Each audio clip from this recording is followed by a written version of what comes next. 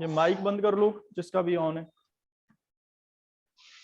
लिखो 1 1 on to mapping.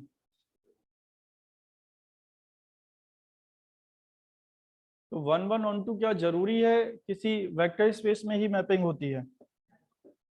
नहीं, ऐसा जरूरी नहीं है। कम इन।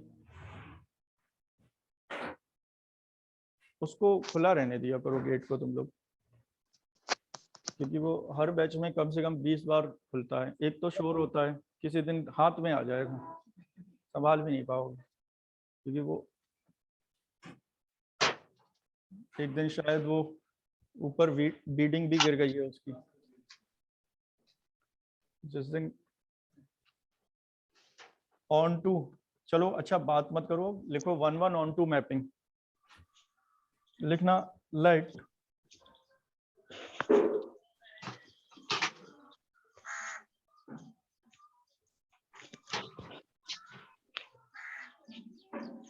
वर्षा माइक बंद कर लो। मैपिंग लिखा हो या फंक्शन लिखा हो या फिर ट्रांसफॉर्मेशन लिखा हो, तीनों का मतलब एक ही है। लिखना आ मैपिंग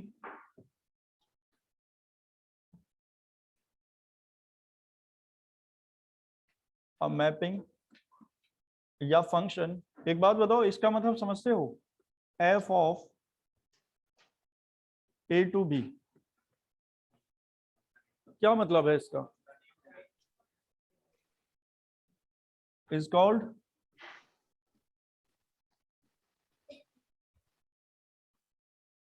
वन वन इफ, बताओ, F X equal to F Y. तो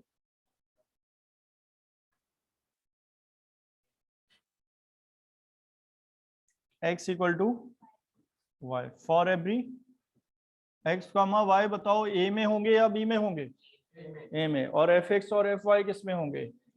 b में। ऑन टू बताओ, डायग्राम बना देते हैं इसका। बताओ 1 1 मैपिंग का डायग्राम किस तरह का होना चाहिए? ये हमारे सिलेबस का पार्ट नहीं है, लेकिन पता होना चाहिए हमें। ये दो सेट बना लेंगे, ए से किस पर? बी पर। ये ए है, ये बी है। इनके बीच में जो मैपिंग लिखी है उसका नाम बताओ। एफ। और यहाँ कुछ पॉइंट्स लिख लेते हैं।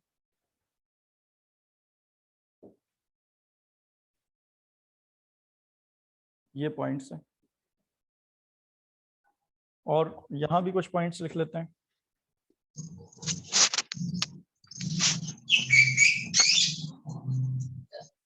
राज माइक को बंद रखो।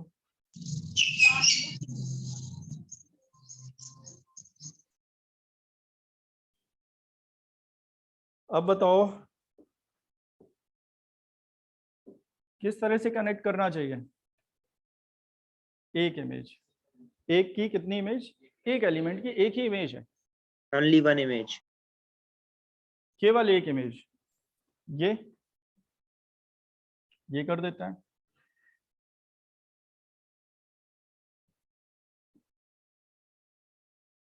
क्या ये 1 1 है? ये भी 1 1 है। फंक्शन ही नहीं है सर। एक ही इमेज तो है, दो इमेज कहाँ है? दो की एक तो हो सकती है ना। 1 1 का मतलब हर एक की क्या होनी चाहिए? एक ही image.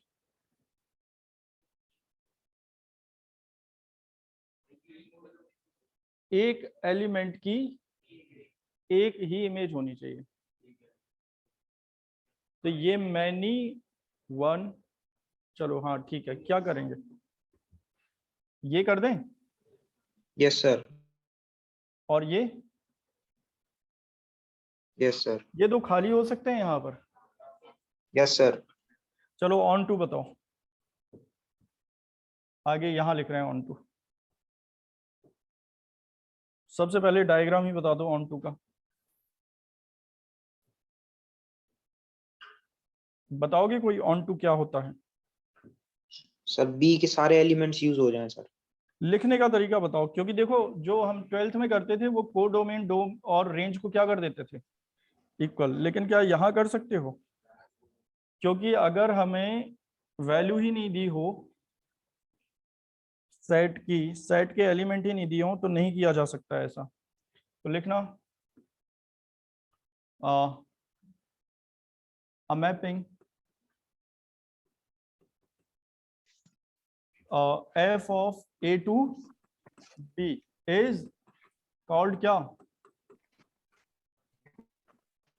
on to mapping if, सुनो आप ध्यान से, for every, यहां देखो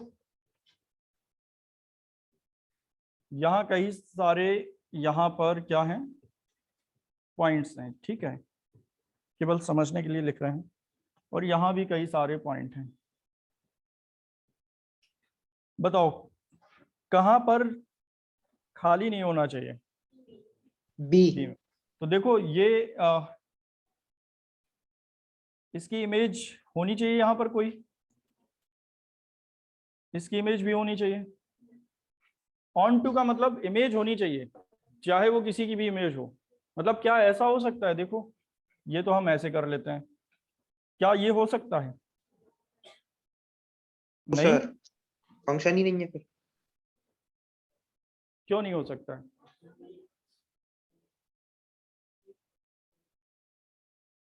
एक क्या, दो इमेज हो सकती हैं, तो क्या हुआ? हम तो ये बोल रहे हैं हर एक इमेज के लिए कोई प्री इमेज होना चाहिए। अगर मैनी वन पढ़ा है, many one, many to one होता है, वन टू मैनी होता है।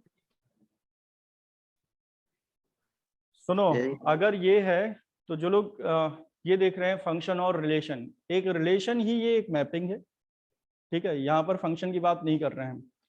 अगर ऐसा लिखा होता है तो ये ऑन टू बोलेंगे हम उसको।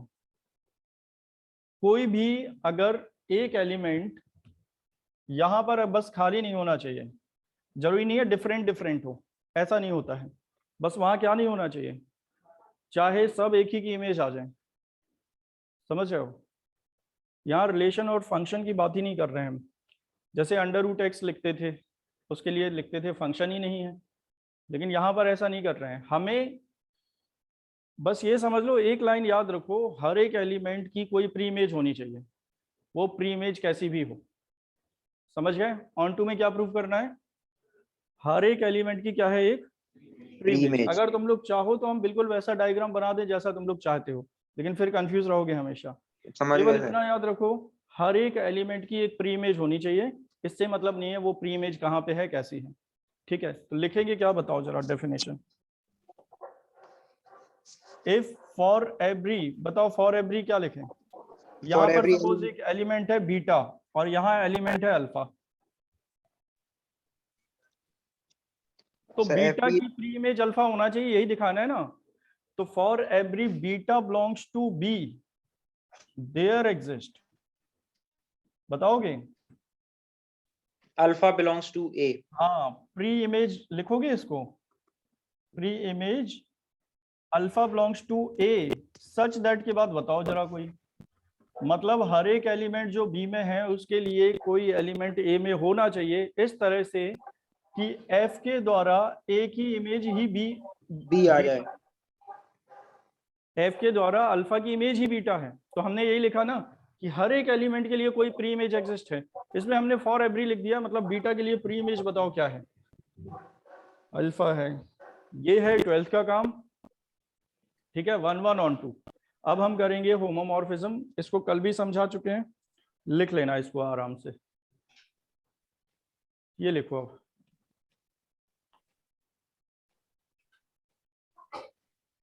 कल होमोमॉर्फिज्म के बारे में बताया था कुछ, यस सर। तो लिखो होमोमॉर्फिज्म और लीनियर ट्रांसफॉर्मेशन और linear mapping. Homomorphism, linear transformation और लीनियर मैपिंग लिखा।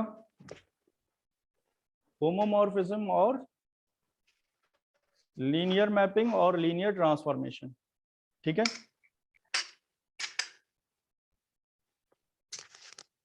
देखो अगर किसी का भी माइक अगर अब ऑन रहा तो हम क्लास बंद कर देंगे ऑनलाइन, अननेसेसरी अगर ऑन रहा तो, क्योंकि ये तीसरी बार इन्फॉर्म कर रहे हैं अभी आज की क्लास में। ये देखो, ये कल समझाया था, नहीं समझाया था? ये समझाया था सर। कल आए थे तुम? पता नहीं है कहाँ रहता है ध्यान? डायग्राम में नहीं बताया था?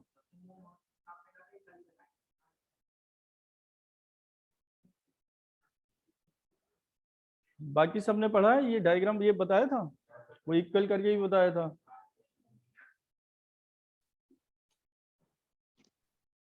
क्या बताया था लास्ट में? जो ये ऑपरेशन की इमेज है वो इमेजेस के ऑपरेशन के बराबर होगा, या वहां हमने शायद डॉट लिया था, यहाँ प्लस लिखा है, और यही बताया था प्लस भी ले सकते हो या ओ भी ले सकते हो। अल्फा की इमेज बताओ। T alpha. अगर यूएफ एक वेक्टर स्पेस है, वीएफ भी एक वेक्टर स्पेस है, यूएफ में अगर अल्फा और बीटा है तो वीएफ में आएगा टी अल्फा और टी बीटा, चाहो तो टी गामा भी लिख सकते हो।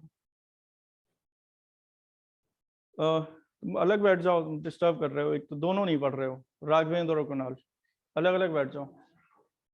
उसे भी नहीं पता है, उससे क्या पूछ रहे हो तुम, या उसे बता रहे हो? ये कौन सी टेक्नोलॉजी है कि खुद को नहीं पता चलता है कि हम कुछ बता रहे हैं? अर्थ में तो नहीं है। चलो, टी अल्फा बीटा का टी बीटा है, गामा का टी गामा है। अल्फा प्लस बीटा की image T alpha plus beta होगी, अल्फा प्लस बीटा की। और alpha plus beta left side होगा या नहीं होगा? क्योंकि यूएफ एक वेक्टर स्पेस है, प्लस के लिए अवेलियन होगा। अब ध्यान से देखो, अल्फा प्लस बीटा की इमेज लिखेंगे टी अल्फा प्लस बीटा। क्या आरएचएस में टी अल्फा और टी बीटा है? वो भी एक वेक्टर स्पेस है, तो T alpha plus T beta भी क्या होगा? Vector space. यहां तक क्लियर हो गया? लेकिन अगर T alpha plus beta T alpha plus T, देखो ये तो क्लियर है, टी अल्फा प्लस बीटा भी होगा, यहाँ पर T alpha plus T beta भी होगा, लेकिन ये दोनों इक्वल होते हैं, ये कहीं नहीं लिखा है। लेकिन अगर इक्वल हो जाए तो उसको क्या बोलोगे? लीनियर ट्रांसफॉर्मेशन या होमोमॉर्फिज्म, वेक्टर स्पेस होमोमॉर्फिज्म। फिर देखो, क्या अल्फा यूएफ में है यूएफ में। एफ क्या है? यहाँ पर फील्ड है। हमने एक स्केलर ले लिया, किसमें? एफ में ही ले लिया, एफ में एक स्केलर ए ले लिया। बताओ ए अल्फा कहां पर आएगा? यू एक वेक्टर स्पेस है, एफ फील्ड है। एफ यू में सर, यूएफ में। ए अल्फा यूएफ में आ जाएगा। क्लियर है? अब फिर से देखो, वी एफ में ध्यान से देखो, क्या वही फील्ड है? जैसे यू के एलिमेंट हैं अल्फा और बीटा, वी के एलिमेंट हैं टी अल्फा टी बीटा, या एफ भी लिख सकते हो टी को। लेकिन क्या ऐसा है, एफ एलएचएस में जो फील्ड में एलिमेंट है ए बी सी, तो क्या राइट साइड वाले में F A F B F C आएगा, या T A T B T C? ऐसा नहीं है, फील्ड तो वही रहेगी ना, फील्ड के एलिमेंट कहाँ बदल रहे हैं। तो वी एफ में भी फील्ड वही है एफ, तो ये mapping over the same field होना चाहिए। जो फील्ड एलएचएस में है वही फील्ड कहाँ पर है? तो एक बात बताओ, एफ में ए है, एफ में ए है, अल्फा यू में है, ए अल्फा किस में आएगा? क्यों? सिक्स्थ प्रॉपर्टी से वेक्टर स्पेस की, अगर यूएफ वेक्टर स्पेस है, वीएफ भी यहाँ वेक्टर स्पेस है, टी अल्फा एक वेक्टर है, स्केलर है? वेक्टर है, क्योंकि वीएफ एक वेक्टर स्पेस है। ए फिर से क्या होगा? स्केलर। तो ए टी अल्फा किस में होगा? ए टी अल्फा यूएफ में या वीएफ में? वीएफ में। क्या कहीं ये पता है टी और टी ए अल्फा भी किस में होगा? देखो टी ए अल्फा भी क्यों होगा? क्योंकि इसकी इमेज वहां पर क्या आएगी? अब यहां लिखकर बता देते हैं। क्या ऐसा जरूरी है कि यहां पर ये दोनों बराबर हो? ए टी अल्फा इसमें होगा या नहीं? टी ए अल्फा भी होगा, लेकिन दोनों बराबर नहीं होंगे। अगर दोनों बराबर हो जाएं तो उसे क्या बोलोगे? होमोमॉर्फिज्म। पहले एक ही कंडीशन होती थी, क्योंकि केवल एक ही ऑपरेशन होता था, यहाँ डॉट और प्लस दोनों है, तो दो कंडीशन आएंगी, एक ये और एक ये। डायग्राम अगर बनाना चाहो तो बना लो, तो ज्यादा अच्छी तरह समझ पाओगे, जल्दी फास्ट। या घर पर करोगे? घर पर कर लेना आराम से, क्योंकि बहुत डिटेल में पढ़ रहे हो तुम लोग, ये करना तो ऑब्जेक्टिव ही है। सुनो अब क्या है homomorphism. Let UF and VF are two vector space, then a mapping T, T मान रहे हो या एफ मान रहे हो, जो भी मानना चाहो, कहां से कहां पर, then a mapping T UF to VF. from UF to VF is called homomorphism या linear transformation, एक ही बात है, ये पढ़ पा रहे हो।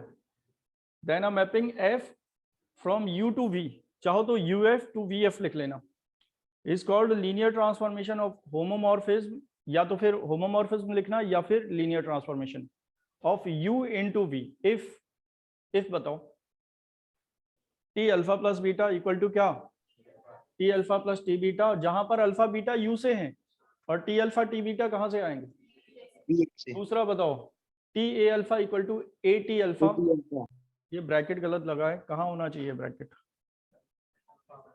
यहाँ होना चाहिए bracket. For every alpha belongs to U, ये एंड नहीं है, क्या है ये, हाँ ठीक है, for every A belongs to F alpha belongs to U, ये सही है। क्लियर हो गया सभी को। तो ये होता है होमोमॉर्फिज्म। कंडीशन फर्स्ट और सेकंड को एक ही कंडीशन में भी लिखा जा सकता है, ये समझ लो पहले। देखो हमने क्या लिखा है बताओ, टी अल्फा प्लस बीटा का मतलब बताओ क्या है, इसका मतलब ये है ये अलग अलग इमेजेस के सम के बराबर हो जाएगा, और इसका मतलब क्या है, T A alpha scalar product of a vector, A बाहर लिख सकते हो। अब एक बात बताओ, T A alpha plus B beta, अगर इसी को इसमें अप्लाई करें तो बताओ ये अलग अलग हो सकते हैं, T A alpha plus T B beta, किससे लिखा ये, इससे। अब क्या टी ए अल्फा को ए टी अल्फा लिख सकते हो, और इसको क्या बी टी बीटा लिख सकते हो ऐसा। तो ये बताओ ये जो नई प्रॉपर्टी लिखी है वो पिछले वाले से अलग है या सेम है, जैसे पहले भी हमने सब स्पेस में ही बताया था। तो इसको एक लाइन में भी लिख सकते हैं, ये है टू स्टेप टेस्ट किसका, होमोमॉर्फिज्म का, और इसको एक लाइन में ऐसे लिख सकते हैं, the condition first and second can be written as या are also written as a single condition T alpha plus B beta equal to A T alpha plus B T beta for every A B C belongs to F and alpha beta belongs to U. शायद इसमें कोई problem नहीं होनी चाहिए। ए B सी क्यों आएगा, वैसे सी नहीं आएगा ना इसमें। चलो अब लिखो आइसोमॉर्फिज्म। अच्छा लिख रहे हो या समझ रहे हो, केवल समझ रहे हो, कल समझा चुके हैं वैसे। ये याद रखना है, set of all linear transformation from UF into VF is denoted by L U V. इसके बाद देखो फिर से वही डायग्राम, ये कंडीशन सेटिस्फाई हो जाएगा तो क्या आएगा, होमोमॉर्फिज्म। अब एक होमोमॉर्फिज्म, अगर हम ये बोलें कि होमोमॉर्फिज्म, इसका मतलब क्या समझोगे, इसका मतलब वो एक मैपिंग है जिसमें दो कंडीशन है या एक सिंगल कंडीशन है।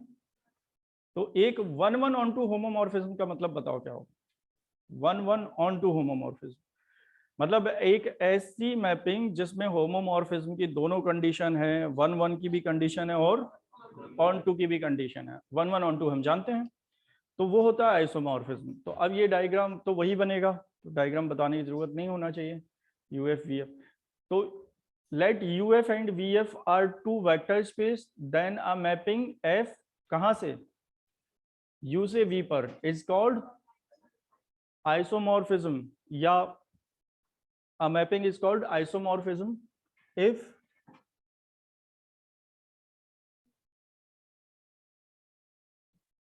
f is 1-1।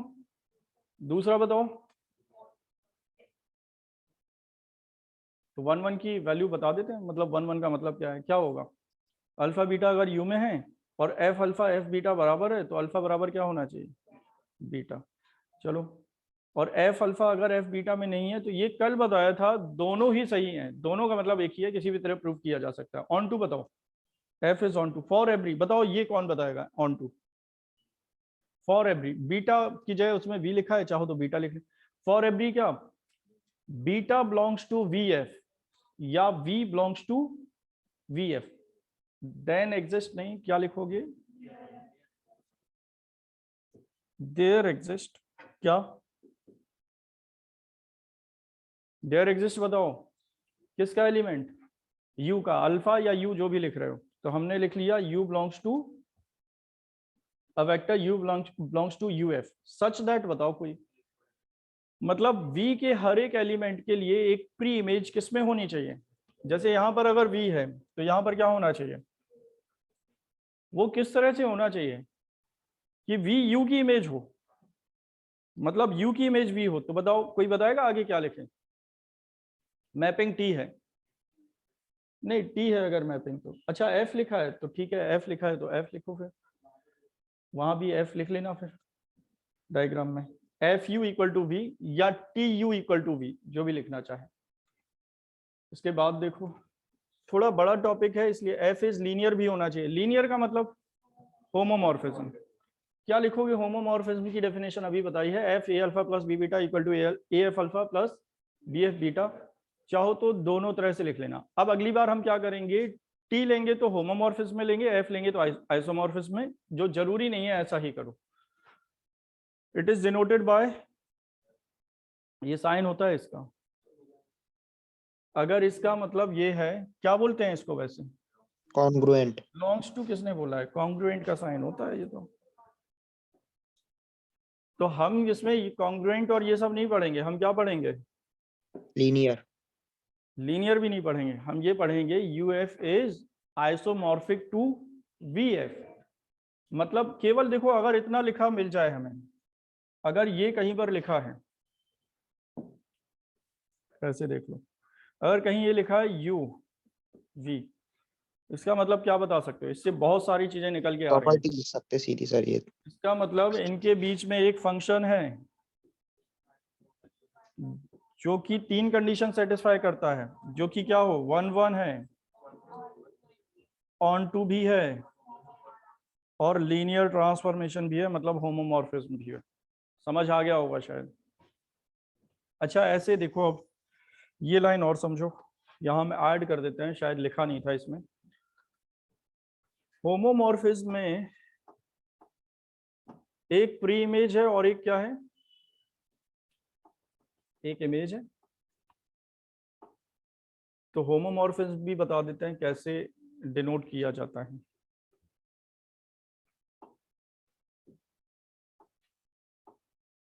अच्छा इसमें कई सारे हैं, देखो इसमें इस साइड में लिख लेना कहीं पर,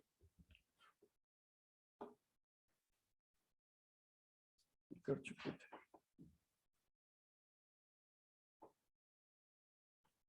लिखना इट इज डिनोटेड बाय, यहां लिख देते हैं। अच्छा ये डिनोट करना बता चुके हैं, ये ऐसे भी कर सकते हैं। और क्या था, यूएफ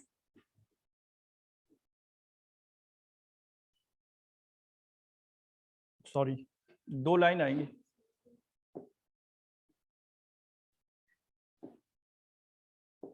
यहां पर ये ऐसा आएगा वी एफ,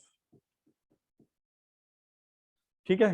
और इसका मतलब ये है कि यू एफ मतलब जो यू का एलिमेंट है ना, वी का एलिमेंट, वो होमोमॉर्फिक इमेज है किसकी? एंड बीटा हमने किस में माना है बताओ? अच्छा अल्फा बीटा दोनों इसमें माने हैं, तो टी अल्फा किस में आएगा ये भी बताओ? मतलब एलिमेंट ऑफ वी किसकी इमेज कहलाएगी? तो टी अल्फा इज कॉल्ड क्या? होमोमॉर्फिक इमेज किसकी? Of alpha. इसका मतलब समझ में आ रहा है, जो वीएफ के अंदर जो भी एलिमेंट्स आएंगे वो इमेज किसकी हैं? यू, अरे यूएफ के एलिमेंट की, तो यूएफ के एलिमेंट को बोलेंगे, वीएफ के एलिमेंट को बोलेंगे यूएफ के एलिमेंट की होमोमॉर्फिक इमेज। लेकिन अगली बार क्या करोगे, दूसरे वाले में बताओ क्या करेंगे। दूसरे वाले में आइसोमॉर्फिज्म अगर प्रूव हो जाता है, मतलब ये 1 1 है और ऑन टू भी है, तो क्या क्या कहोगे बताओ। मतलब ये जो साइन लिखा है इसके नीचे क्या लिख सकते हो, बोलो। हाँ लिखा है यहाँ, the vector space VF is also called image of UF। कौन सी इमेज, यहां पर ऐड कर देंगे हम क्या, आइसोमॉर्फिज्म, आइसोमॉर्फिक इमेज। तो बताओ VF UF का आइसोमॉर्फिक इमेज है या T अल्फा अल्फा का आइसोमॉर्फिक इमेज है। दोनों ही सही है। VF पूरा का पूरा सेट इमेज ही तो बन रहा है, क्योंकि 1 1 और ऑन टू है, मतलब हर एक एलिमेंट की इमेज है, और हर एक एलिमेंट की प्री इमेज है, क्योंकि 1 1 भी है और ऑन टू भी है। तो यहां लिख सकते हो पूरे VF को, और क्या लिख सकते हो, T alpha is isomorphic pre image. नहीं, आइसोमॉर्फिक इमेज है, प्री इमेज नहीं है। T अल्फा, प्री इमेज तो अल्फा है। Yes sir. Image of alpha, ये सब ऑब्जेक्टिव में पूछा जा सकता है, ठीक है। तो अब थ्योरम है, थ्योरम अब नहीं प्रूव करा रहे हैं, काफी प्रूव कर चुके हैं। ग्रुप में पढ़ा था दो होमोमॉर्फिज्म का सम क्या होता है, सम ऑफ टू होमोमॉर्फिज्म, होमोमॉर्फिज्म ये याद रखना है, सम ऑफ टू लीनियर, शायद यही थ्योरम होगी। इफ एफ यूएफ से वीएफ पर क्या है, होमोमॉर्फिज्म, देन फर्स्ट, अच्छा F0 इक्वल टू, ये ग्रुप में ही पढ़ा था हमने, F0 equal to 0 dash, where 0 and 0 dash are zero vector of UF and VF respectively, ये जानते हैं, ग्रुप में शायद ये पढ़ा है। ये कभी पढ़ रखा था FE equal to E dash, पढ़ा है ये हमने, बस वही थ्योरम समझ लो। एक ये भी पढ़ा होगा हमने, FX inverse equal to FX का होल इनवर्स। जो नहीं पढ़ा है वो ऐसे समझें।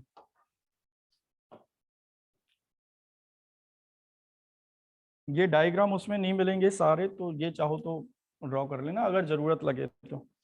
ये है U और ये क्या है, इसमें बताओ आइडेंटिटी क्या आएगी, 0। बीच का फंक्शन हमने सपोज F लिख लिया, चलो यहाँ पर क्या आएगा, 0 डैश।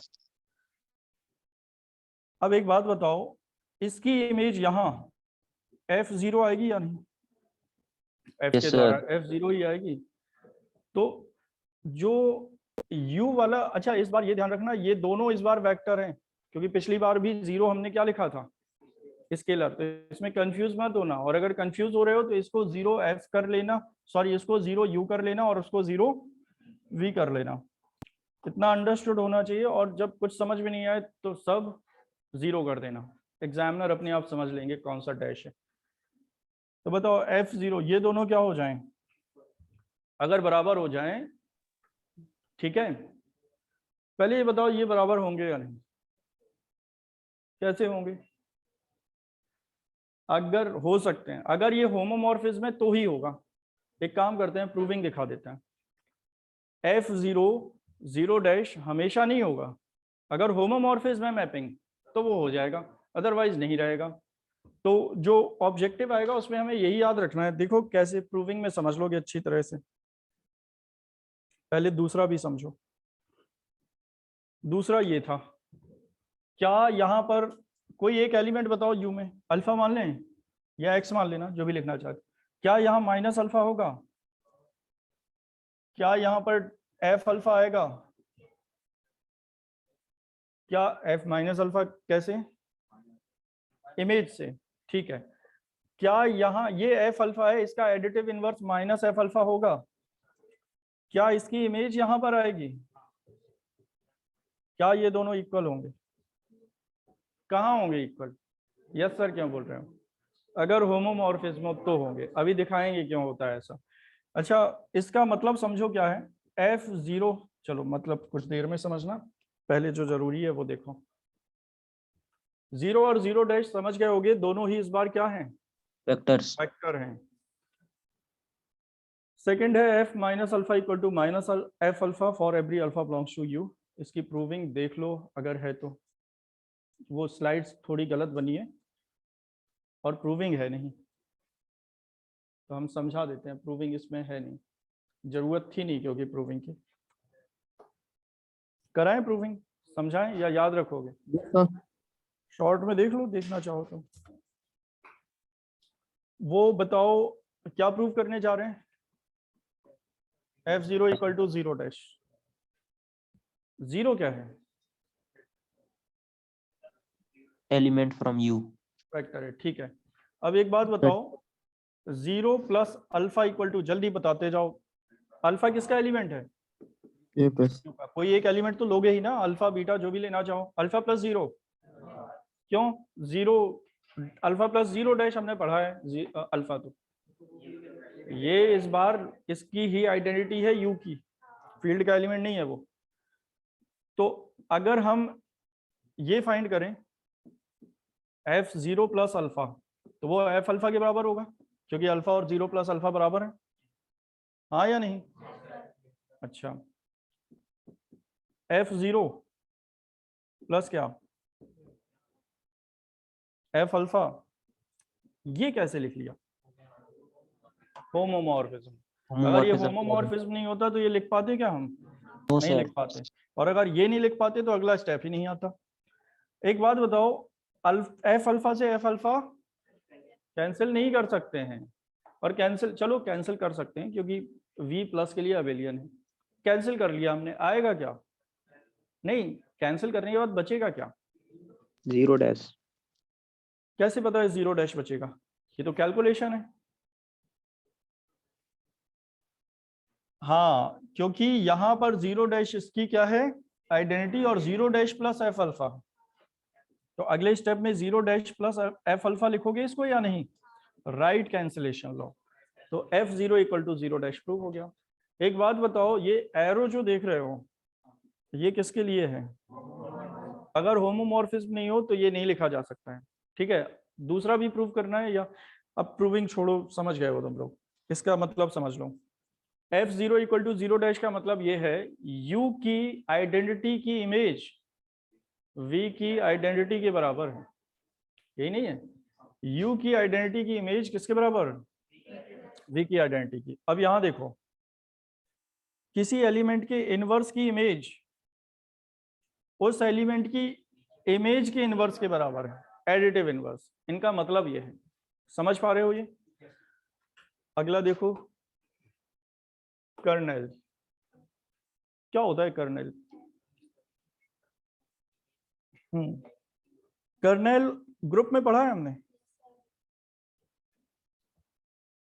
चलो कितने लोगों ने कर्नेल पढ़ा है ये बताएं, कितने लोगों ने कर्नेल पढ़ा है, ऐसे हाथ ऊपर करो।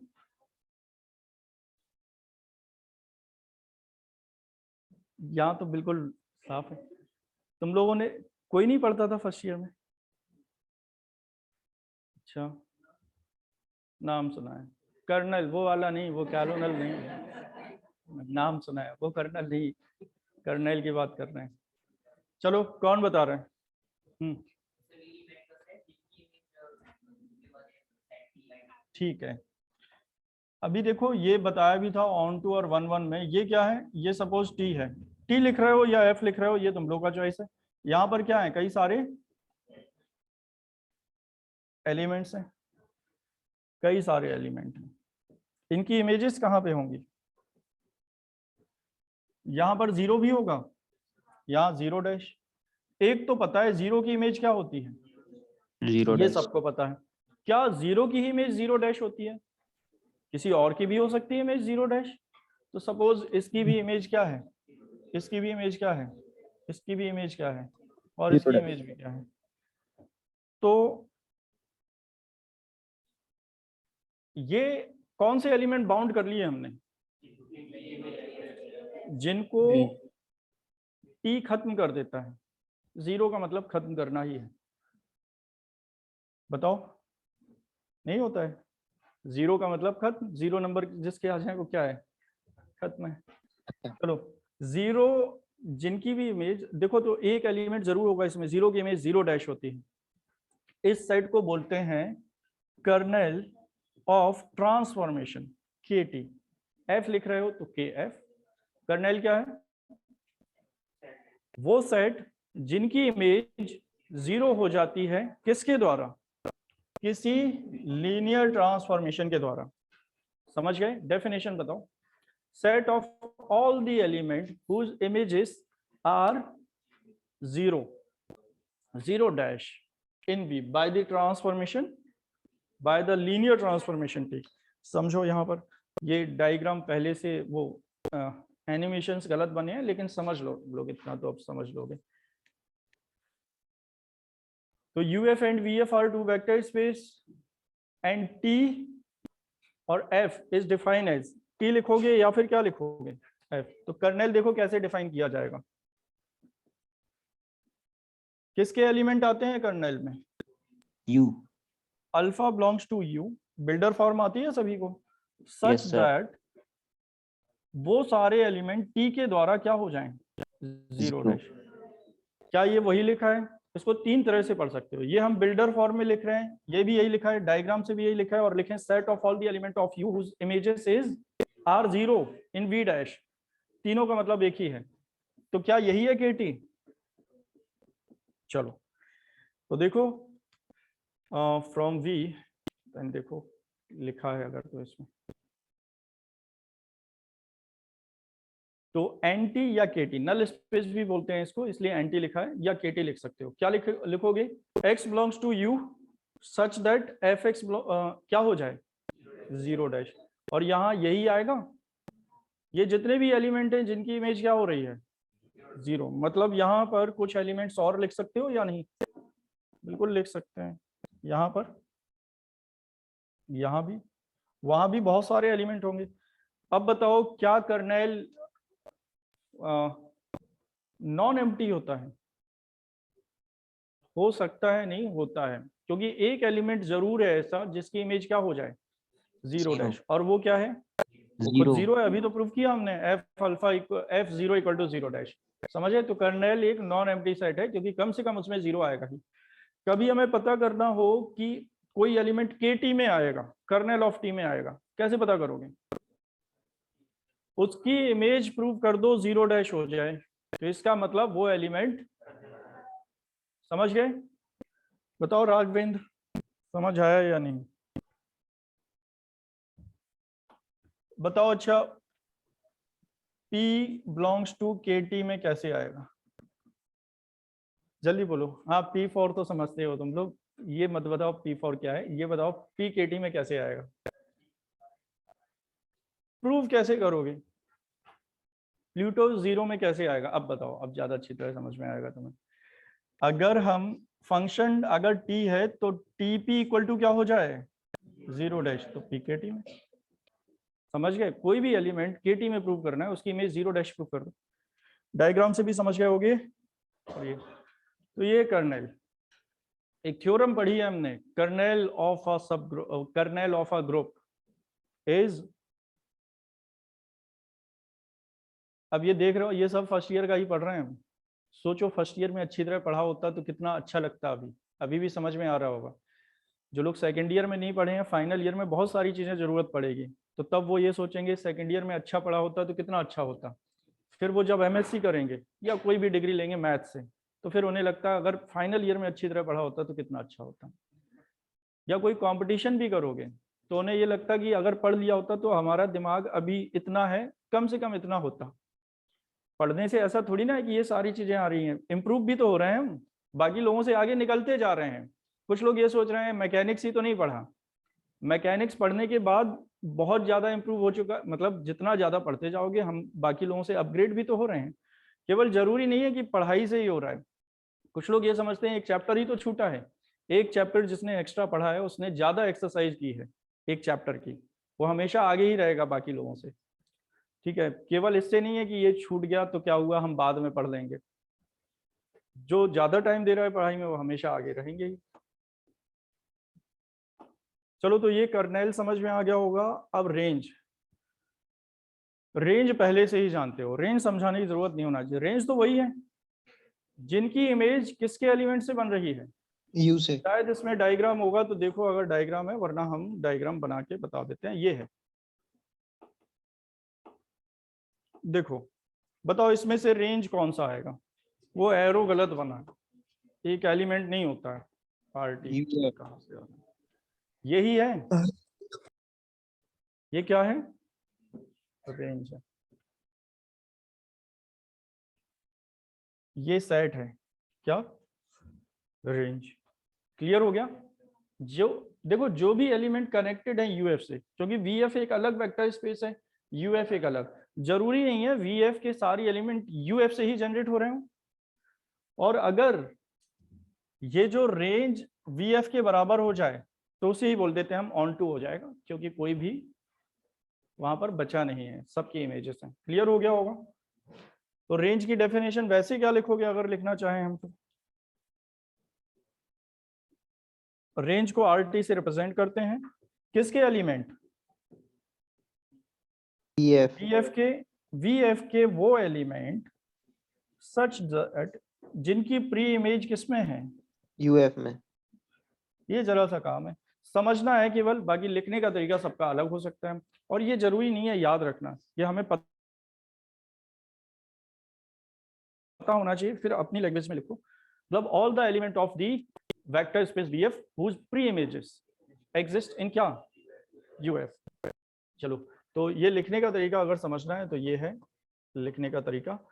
रेंज क्या लिखोगे, कोई डेफिनेशन बताएगा, वही लेट यूएफ एंड वीएफ क्या मान लेंगे, दो vector space and a mapping,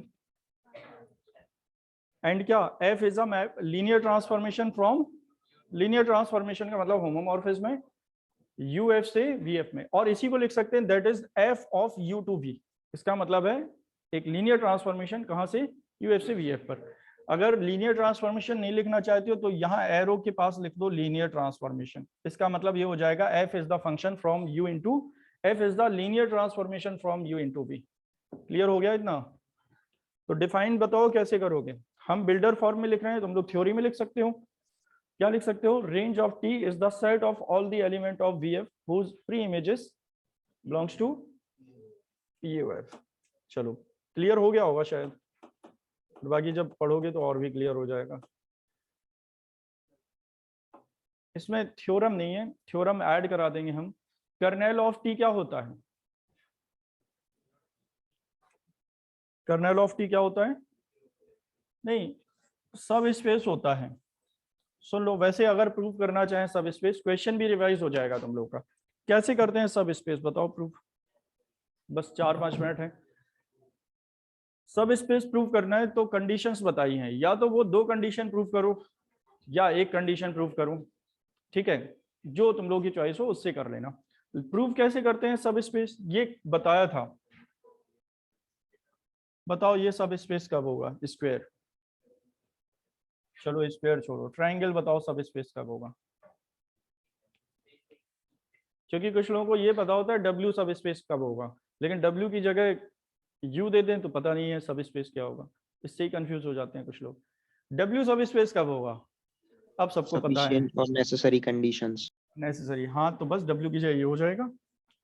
A comma B belongs to क्या, एफ, एंड अल्फा बीटा उसमें लो जिसको क्या प्रूव करना है, ट्राइंगल नहीं प्रूव करना है, सब स्पेस क्या बोल रहे हो, जिसको ट्राइंगल प्रूव करना है, A alpha plus B beta belongs to क्या, ट्राइंगल। अगर ये प्रूव कर दें तो ट्राइंगल क्या हो जाएगा, नहीं होगा सब स्पेस, पहले ट्राइंगल नॉन एम्प्टी होना चाहिए। तो अच्छा ले लिया है, कहाँ ले लिया, तो वो तो तब लोगे ना जब वो नॉन एम्प्टी हो, फिर वो ले लिया है, ये पूरी लाइन तब होगी ना जब नॉन एम्प्टी हो। हमने क्या प्रूव किया है, ये कंडीशन है necessary and sufficient condition for a subset of a vector space to become vector subspace. Vector subspace बनने के लिए ये कंडीशन होनी चाहिए किसी नॉन एम्प्टी सबसेट को, तो तब एलिमेंट तो तब लोगे जब नॉन एम्प्टी हो वो, पहले नॉन एम्प्टी प्रूव करते हैं फिर ये लाइन लिखते हैं। अब सुनो ध्यान से, क्या कर्नेल ऑफ टी सब स्पेस है? ये क्या है बताओ? और ये क्या है? एक यूएफ है और एक V F over the same field है। U F and VF are two vector space over the field over the same field F. इनके बीच में एक मैपिंग ले लेते हैं, सपोज हमने वो टी ले ली, समझ गए? कर्नेल टी की डेफिनेशन बताओ क्या होती है? के टी बताओ। Alpha belongs to U such that U के वो एलिमेंट जिनकी इमेज क्या हो जाए, जीरो डैश। अगर ये हम प्रूव करते तो लिखना पड़ता let zero and zero dash are additive identity of UF and VF respectively. ये यू है, ठीक है? देखो प्रूव कैसे करते हैं, शॉर्ट में बता देते हैं, बहुत टाइम नहीं लेते हैं इसमें। जीरो, यहाँ जीरो डैश होगी इसकी image. T zero equal to zero dash जानते हैं हम या नहीं? तो वी नो दैट क्या T zero equal to zero dash, तो definitely zero belongs to K T. बताओ, जिसकी भी जीरो डैश इमेज हो जाए वो क्या हो जाता है, के टी में आ जाता है। तो zero belongs to K T मतलब कम से कम जीरो तो के टी में है ही, तो नॉन एम्प्टी प्रूव हो गया। अब कोई सेट अगर नॉन एम्प्टी प्रूव हो गया तो उसके लिए ये लाइन प्रूव करो। ये लाइन प्रूव करनी है तो बताओ यहाँ क्या आ जाएगा, के टी, और यहाँ भी क्या, के टी। अब हमें ये गिवन है और ये प्रूव करना है। ये गिवन है, प्रूव क्या करना है, A alpha plus B beta किसमें आएगा, के टी में। गिवन क्या है, A B belongs to F और alpha beta belongs to K T. Given का मतलब ये एज्यूम करेंगे तभी तो प्रूव करेंगे। मतलब ये है दो एलिमेंट के टी में लो और दो फील्ड के एलिमेंट और दो उसके एलिमेंट जिसको सब स्पेस प्रूव करना है, और बाद में प्रूव करो ये कॉम्बिनेशन किसमें आएगा, के टी में आएगा। बताओ कौन बताएगा ये? देखो क्या करें हम, हमें ये पता करना है ना। सबसे पहले तो ये देखा करो गिवन से क्या निकाल सकते हैं। इससे कुछ नहीं निकाल सकते हो, इससे लिख सकते हो। अगर ये के टी में है तो T alpha zero dash, T beta भी जीरो डैश। क्यों? क्योंकि ये के टी में है। कर्नेल में वही एलिमेंट आते हैं जिनकी इमेज जीरो डैश होती है, समझ गए? तो पहले जो गिवन होता है उससे जो भी आउटपुट निकल रहा है वो निकाल लो, फिर देखते हैं प्रूव क्या करना है। इसके अलावा गिवन से कुछ नहीं कर सकते, इतना ही समझ में आता है गिवन से। अब प्रूव करने पर चलते हैं। तो प्रूव करना है ये के टी में है, बताओ पी के टी में कैसे आएगा? तुमसे पूछ रहे हैं राघवेंद्र। हाँ, पी के टी में कैसे आएगा? अरे पी कहीं नहीं है, प्लूटो है। कह रहे हो पी कहाँ है? हम पूछ रहे हैं प्लूटो के टी में कैसे आएगा, ये बताओ। प्लूटो कैसे आएगा के टी में? प्लूटो को टी के द्वारा क्या कर दिया जाएगा, जीरो। यही होगा ना। अब पूछ रहे हो पी कहाँ है, पी से क्या मतलब है तुम्हें? क्वेश्चन हम जो पूछ रहे हैं वो बताओ। प्लूटो बताओ टी कैसे आएगा के टी में? जल्दी करो, टाइम खराब कर रहे हो। प्लूटो की इमेज जीरो डैश हो जाए। प्लूटो कभी जीरो डैश नहीं होगा, फिर तुम जाओगे कहाँ? प्लूटो की इमेज जीरो डैश कर देते हैं। चलो, तो अगर हमें इसको के टी में प्रूव करना है तो T A alpha plus B beta ये जीरो डैश हो जाए तो आ जाएगा ये के टी में, सिंपल है। अब अगर ये होमोमॉर्फिज्म है तभी तो कर्नेल ऑफ टी आया। तो ये होमोमॉर्फिज्म है क्योंकि हमने लिखा है अ होमोमॉर्फिज्म कि अगर होमोमॉर्फिज्म है तो ये कंडीशन सेटिस्फाई करने वाला, मतलब डेफिनेशन लिखाई है हमने कर्नेल ऑफ टी की। कर्नेल ऑफ लीनियर ट्रांसफॉर्मेशन है, ना कि ट्रांसफॉर्मेशन। ये भी ध्यान रखना, कर्नेल किसके लिए डिफाइन किया जाता है, यूएफ के लिए नहीं। Kernel of a linear transformation. T का कर्नेल के टी, एफ का कर्नेल के एफ। तो बताओ ये लीनियर ट्रांसफॉर्मेशन है, ऐसा लिख सकते हो? बोलो। बी ये क्या है, जीरो डैश। ए है, बी जीरो डैश। बताओ ए जीरो डैश। कोई भी एक लाइन भी हम ऐसे नहीं लिखते हैं जो कहीं कैलकुलेशन कर रहे हो, सबका लॉजिक पता है तुम लोग को। ए डॉट जीरो डैश क्या होता है, जीरो डैश डॉट ए क्या होता है, जीरो डैश डॉट ए ये क्या होता है? कुछ नहीं होता है। Zero dot zero dash dot A को जीरो डैश नहीं लिख सकते हो, बाकी जो भी होता हो। चलो बताओ, ये जीरो डैश आएगा, ये भी क्या जीरो डैश। मतलब ये किसमें, ये मतलब ये L. बस प्रूव हो गया। ऐसे रेंज भी प्रूव कर सकते हैं, लेकिन प्रूव तो हमें करना ही नहीं है। अगर ये ऑब्जेक्टिव होनी नहीं चाहिए बुक, ये ना, ये ऑब्जेक्टिव, क्योंकि जो या तो बहुत अच्छी तरह समझ में आ जाती है या जीरो रहता है इसमें दिमाग में। मतलब या तो बिल्कुल समझ में नहीं आती है या बहुत अच्छी तरह समझ में आ जाती है। जिन बच्चों को समझ नहीं आ रही होगी, कुछ समझ नहीं आ रहा होगा, और जिनको समझ में आ रहा होगा सब कुछ। इसमें ऐसा नहीं होता है थोड़ा समझ में आ रहा है थोड़ा समझ नहीं आ रहा है, या तो लिंक्ड बिल्कुल ऐसा जीरो सब हो कुछ। जाओगे या सब कुछ अच्छी तरह समझ में आ रहा होगा। प्रूविंग होती तो हमें, देख रहे हो, एक भी याद नहीं करनी पड़ती, क्योंकि ये बुक लगता है ना कि याद करनी होती है हमें। चलो समझ गए होगे शायद। तो कर्नेल एक सब स्पेस है या नहीं? किसका सब स्पेस है? किसका सब स्पेस है, यूएफ का या वीएफ का? यूएफ का। यूएफ के अंदर था ना वो। रेंज भी सब स्पेस होता है, किसका होगा? वीएफ का। VF तो रेंज नॉन एम्प्टी कैसे प्रूव करोगे? Kernel proof. P0 equal to 0 होता है। रेंज में ये है कि वो एलिमेंट जिसकी प्री इमेज यू में हो वो रेंज में आ जाता है। 0 की प्री इमेज 0 है और 0 यू में है, तो नॉन एम्प्टी हो गया। वैसे ही उसको भी प्रूव कर सकते हैं, वो और भी आसान है।